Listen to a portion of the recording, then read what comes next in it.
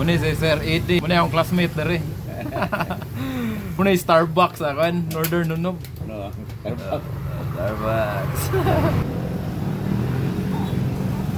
So, ang tungog dahil guys, dili na siya gikan sa katunggan sa dagat. Ang tungog is usa ka kahoy nga makita daw sa bukid. So, ingon ni madam nga atoy time nga gibawal ang pagputol ng kahoya. Nakabaligya siya direk walay tungog. Walay baligyan tungog, abot sila sa baligyan pamalit tungog, abuan. Bapo. Mayong buntag, boss. Iyapon kay Mahal. Hindi mo inom mo bago. Bale ba, boss? Lami, bale ba? Bali ah. Hindi mo inom mo bago.